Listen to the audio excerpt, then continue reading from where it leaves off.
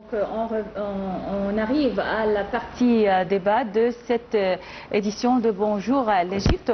On va parler du Caire historique, donc un sujet très intéressant, que ce soit sur le plan archéologique, sur le plan patrimonial, sur le plan historique aussi, pour savoir plus sur le Caire historique. On a le plaisir d'accueillir sur le plateau Dr Ayman Foued, qui est ancien secrétaire à la Ligue arabe et professeur d'histoire islamique. Bonjour Dr Ayman Foued.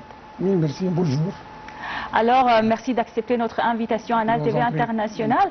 Un sujet très important, le Caire historique, surtout que l'État, ces dernières années, accorde une attention particulière à cette partie de l'Égypte, le Caire historique, qui constitue donc un trésor patrimonial unique à l'échelle mondiale. Pourquoi? Malgré que dans plusieurs pays du monde, il y a donc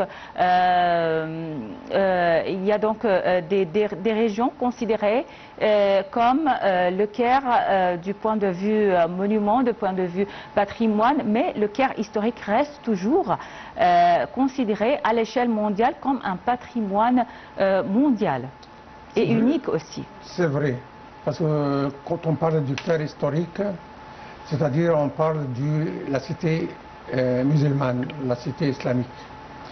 Alors il y a une forme de la cité islamique, le seul pays, la seule ville qui nous donne l'idée de comment elle était, la cité islamique, c'est le Caire. C'est la seule cité qui garde tous ses essentiels depuis la fondation de la ville à l'époque fatimide jusqu'à nos jours. Ça, on ne le trouve pas ailleurs. Ni à Bagdad, ni à Damas, ni à Halab, ni à Qayrawan, ni à Fas, n'importe où. Le seul prototype de la ville islamique, c'est le Caire. Oui. Et comme nous savons, la fondation du Caire remonte à l'époque fatimide, au Xe siècle, le 4e siècle de l'Égypte, 10e siècle de Jésus-Christ, et il a duré à peu près 200 ans. Et si nous regardons maintenant la carte de la ville du Caire historique, on va trouver que ça commence, si on le regarde du sud, à partir de la mosquée Ahmad ibn Touloun, si on monte un peu en haut, la rue As-Saliba, après la place à Roumaïla, là où se trouve le Sultan Hassan, la mosquée de Sultan Hassan. Si on continue, à droite, il y a rue Bab el-Wazir, la citadelle, c'est autre chose, c'est une autre capitale construite par Salah ad-Din. Mais je parle de la ville qui se trouve, si on compte à droite, on trouve la rue Bab el-Wazir, à gauche, on trouve la rue Souk Silah. Si on complète, on va aller à Al-Tabbana et à Bab Zouila. La Bab Zouila, c'est la façade sud de la capitale fatimide qui remonte après avec la rue Al-Mu'izz Dinillah. Et ensuite, on continue, on va aller à Bab el-Futouh, de l'autre côté, porte de la Bab conquête. el-Futouh et Bab el-Nasr aussi. Et Bab el-Nasr, porte de la victoire de l'autre côté. Ça, c'est le Caire historique. Et si on regarde un peu, à l'époque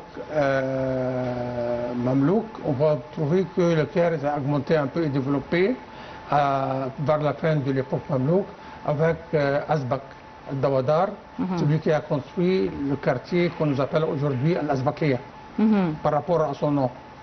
Ça a été avec Al-Saliba sur le lac d'éléphant, Birkat el-Fil, ce qu'on peut considérer les quartiers résidentiels de cette époque. Alors c'est ça que doit le gouvernement mettre son importance sur le développement et la conservation de cette partie du Caire. Et je pense que encore on n'a pas commencé tout ce qui est en rapport avec ça. Et est-ce que vous pensez que l'État ou les efforts de l'État ont fait cet équilibre entre la conservation du patrimoine et le développement urbain? Est-ce qu'il y a cet équilibre sans toucher au patrimoine? Le développement urbain, c'est autre chose. Bon, je parle de la conservation de la cité telle qu'elle. C'est-à-dire, il y a une partie qui remonte à l'époque fatimide, avec les portes et les murailles du Caire, les anciens mosquées comme le Jama' al-Azhar par exemple, le Jama' al-Hakim, le Jama' al-Anwar, le Jama' al-Aqmar, et ainsi de suite. Et une autre partie qui remonte à l'époque ayoubide, et d'autres avec l'époque mamelouk, avec l'époque ottomane jusqu'à nos jours. Alors il faut les conserver telles quelles, parce que c'est la modèle de ce qui était ayoubide, au mamelouk, au ottoman, au fatimide. On ne peut pas faire un développement là-dedans, on peut faire seulement une conservation. Oui. Par exemple, la rue El Mouez, il y a eu donc un développement de cette rue, une sorte de modernisation de cette rue. Comment vous avez vu donc, est-ce que ça a gardé donc son charme patrimonial? On ne peut pas dire modernisation, on peut dire seulement on utilise des choses modernes pour faciliter les gens qui travaillent là-dedans, qui circulent là-dedans. Mais il faut garder quand même tous les monuments anciens, Qalaon tel quel, Zar Bibars tel quel, Barsbaï tel quel, Al-Aqmar tel quel, ainsi de suite. Et on peut faire des choses qui peuvent, les touristes peuvent venir là-bas pour visiter ces endroits. Mais il faut conserver les monuments tels quels. Par exemple, à la fin du 19e siècle, il y a un comité qui s'était appelé pour conserver tout ça, il s'appelle la comité de conservation des monuments arabes. Alors c'est des conservations bas de développer ou de moderniser. Oui. Donc le Caire historique, le Caire fatimide avec les Fatimides? Oui, parce que nous avons avant ça, il y a trois autres capitales. Oui. La capitale les plus ancienne, fondée par Amr ibn al-As, c'est Al-Fustat. C'est tout au sud. Après, un peu au nord, il y avait la cité Al-Askar. Puis, avec la première dynastie indépendante du califat abbasside, les Toulounides ont fondé une autre capitale qui s'appelle Al-Qata'a, où on trouve aujourd'hui la mosquée Ahmed ibn Touloun, qui est le seul monument qui reste de cette époque. Puis, un peu au nord, on a la ville du Caire ou Al-Qahira. En fait, la mosquée Ibn Touloun, tout ça doit être conservé. Ce qu'ils font maintenant, c'est tout à fait au sud avec El Fustat. El Fustat, ce n'est pas Al-Qahira, c'est autre chose. À l'époque fatimide, nous avons deux capitales. La capitale, comme on peut dire, municipale. La capitale où se trouve le calife, c'est Al-Qahira. Mais l'autre centre, on peut dire la ville métropole, c'est Al-Fustat avec Al-Qata'a. Mais le vrai capital, c'est Al-Qahira dont je parlais maintenant. Selon vous, quels sont les monuments les plus caractéristiques donc, du Caire historique? Il y a plusieurs mosquées, plusieurs madrasas, plusieurs sabils, mais il y a des monuments comme la mosquée Ibn Touloun par exemple qui sont très considérables. Ça remonte à une époque, à une dynastie. Par exemple, pour l'époque toulounide, on a la mosquée de Ahmed ibn Touloun. Et avec son minaret. Et on a en plus, à l'époque fatimide, tous les murailles qui restent de cette époque, où on trouve au nord la porte de la conquête, la porte de la victoire, au sud la porte de Zawila. Et au milieu, il y avait avant, entre ce qu'on appelle, entre les deux palais, au Ben el-Qasrin, on a la mosquée orientale, et le palais de l'Est et le palais de l'Ouest. Entre les deux palais, c'est ça qu'on appelle maintenant Ben el-Qasrin. Puis on a à côté des quartiers qu'on appelle à cette époque Al-Hara. Et après, on a au sud, dans les faubourgs du Caire, d'autres quartiers qui ont remonté durant l'époque fatimide. Puis Saladin, Salah ad-Din, a sorti du Caire et a fondé sur la montagne Al-Muqattam ce qu'on appelle maintenant la citadelle du Caire. Ça est devenu le centre gouvernemental. À partir de cette date, jusqu'à que le Khedive Ismaïl a transmis le gouvernement égyptien au palais Abidine. C'est-à-dire ça a duré à peu près 7 siècles. Et le Caire est devenu après un centre comme la ville de Fustat. Il est commencé comme être métropole. Là, on trouve tous les quartiers, tous les marchés, tous les aswaq, toutes choses là-dedans. Et en plus, on a fondé beaucoup d'autres choses, comme par exemple les madrasas. L'époque ayoubide et l'époque mamelouk se considèrent avec les madrasas comme Madrasa Salihin al-Najmiya, tous les madaris fondés par Nasr Mohammed, par Mansour Qalaoun, par Barsbaï, par Zahar Bibar, ainsi de suite, jusqu'à le plus grand monument qui remonte à cette époque, c'est le madrasa de Sultan Hassan à Rumaïla. Oui. Et à côté de ça, il y a plein de palais, comme le palais Bashtak, le palais Aksankour, plein de palais de l'époque mamelouk, ainsi des bains publics, ainsi des hôtels. Tout ça, ça remonte à cette époque, avec ce qu'on les couvents, c'est-à-dire à côté des madrasas, des écoles religieuses, il y a encore le couvent qu'on appelle Al-Khanqa, pour les soufistes. Alors tout ça, plein dans le Caire. Et j'ai fait moi-même un bouquin qui s'appelle Al-Qahira al-Tarikhiyya. Le Caire historique, oui. Là-dedans, on trouve toutes ces choses-là. C'est ça qui doit être amélioré. C'est pour cela, dans les autres pays, il y a ce qu'on peut appeler la municipalité. Si on a une municipalité pour le Caire, ça doit être conservé tout cela. Et on ne peut pas toucher là-bas, autre chose là-bas. Oui, en fait, ces dernières années, il y a une sorte de rénovation ou de conservation de plusieurs mosquées comme Al-Hussein, Al-Sayyida Zainab, Al-Sayyida Nafisa. Il y avait plusieurs projets comme cela. On va revenir donc sur cette question, mais juste après ce reportage, permettez-moi donc de regarder ensemble ce reportage. Ancien secrétaire à la Ligue arabe et professeur d'histoire islamique, on était donc en train de parler de la rénovation de quelques mosquées comme la mosquée Al-Hussein, la mosquée Al-Sayyida Zainab et la mosquée Al-Sayyida Nafisa aussi. Ce n'est pas des mosquées, on appelle ça dans l'histoire. Mausolée, oui. Mashahid. Oui. Mausolée, et c'est conservé par le secte ismaélien Bohra. C'est pour faire des pèlerinages à ces endroits-là, du point de vue religieux. Mais ce n'est pas le Caire historique. Le Caire historique, c'est les quartiers, les bâtiments anciens, les hôtels, les écoles, les couvents, ainsi de suite. C'est ça ce qui doit être renouvelé et conservé.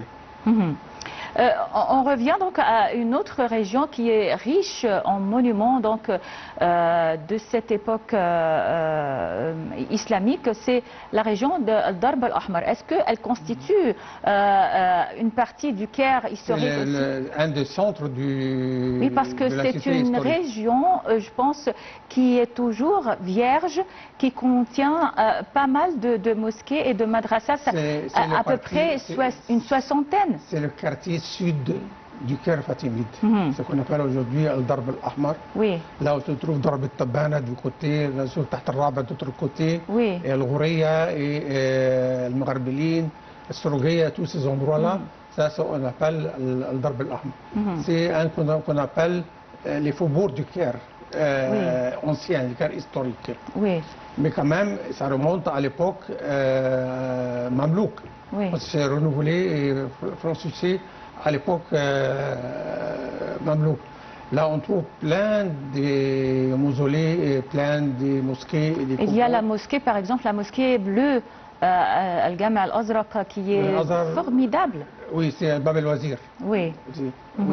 Mais il y a d'autres cheikhoun, il y a plein des autres, la mosquée de Olmas al-Hajib et d'autres et de madrasa aussi, d'écoles, oui. Alors le Darb al-Ahmar, c'est un centre important et qui est renouvelé quand même et modernisé un peu au 19e et 20e siècle.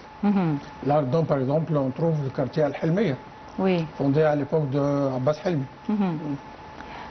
Docteur Ayman Fouad, est-ce que vous pensez que le Caire historique ou ces régions qui sont pleines de monuments donc islamiques, est-ce que elles profitent bien donc du séjour des touristes? Est-ce qu'ils se trouvent sur la carte ou sur l'agenda des touristes? Non.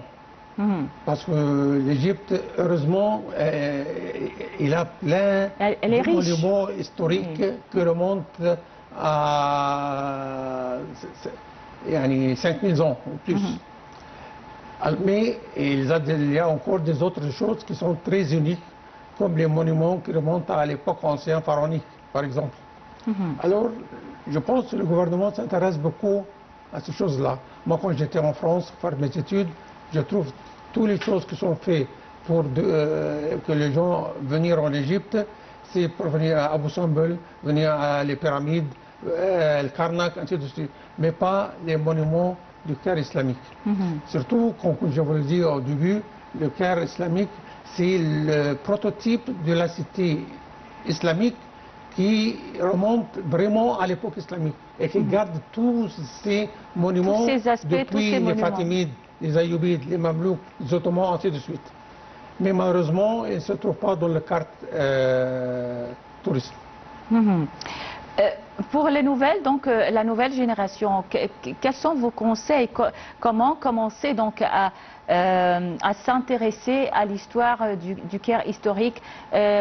Comment commencer? Par quel monument on peut commencer? Non, pas par quel monument. Parce que, comme vous le savez, il y a des générations qui ne connaissent... Des voyages, des écoles pour visiter tous ces endroits. Une visite pour aller voir rue Al-Mu'azzedin. La rue Al-Mu'azzedin, c'est une rue, il y a des trésors là-dedans, qui remontent à toutes les époques. Tous les quartiers qui se trouvent à droite et à gauche de cette rue. Et il n'y a pas de visite qui se fait pour cela. Visiter le musée de l'art islamique, par exemple, où il y a tous les spécimens de tout ce qui remonte à cette époque. Oui. Parce que je viens de dire qu'il y a des générations qui ne connaissent de l'art islamique ou de cette période donc de l'histoire de l'Égypte que la citadelle de Saladin. Et la citadelle encore, c'est important, mais ce n'est pas une partie de la capitale. C'est le centre gouvernemental où se trouve le gouvernement depuis Saladin avec les Mamelouks, ainsi de suite. Mais quand on parle de la cité, où il y a des quartiers, où il y a les mausolées, où il y a les mosquées, où il y a les couvents, où il y a les écoles et les madrasas, c'est dans le Caire. Et le Caire, c'est... Je ne sais pas, il y a tout ce que se trouve à droite de la rue Boursaïd, depuis Saïda Zeynab jusqu'à Gama Zahar Bebars, la mosquée Zahar Bebars, c'est ça le Caire historique. Mais on ne peut pas rentrer. C'était une partie conservée entre rue Salah Salim d'un côté et rue Boursaïd de l'autre côté. Mais les gens ne peuvent pas aller là-dedans. Il n'y a pas, je ne sais pas, il y a des livres, il n'y a pas des choses qui se font en TV, je ne sais pas. On les connaît donc à travers les films noirs et blancs, Ben El Asrin ou ces films-là. C'est grâce à Naguib Mahfouz, oui, qui a conservé un peu de ce patrimoine, donc oui, bien sûr. Donc malheureusement notre discussion prend fin. Merci beaucoup d'avoir accepté notre invitation, Docteur Ayman Fouad. Bien que le gouvernement s'intéresse beaucoup, pas beaucoup, les choses très anciennes, mais au monument islamique qui remonte à l'époque fatimide et ayyubide et mamelouk, ainsi de suite. Inch'Allah. Inch'Allah. Merci beaucoup, Dr Ayman Foued, ancien secrétaire à la Ligue arabe et professeur d'histoire islamique. Merci et passez une excellente journée. Et c'est ainsi, mesdames et messieurs, que prend fin cette édition de Bonjour l'Égypte. Merci pour votre attention et passez d'excellents moments avec la suite de nos programmes sur Nile TV International.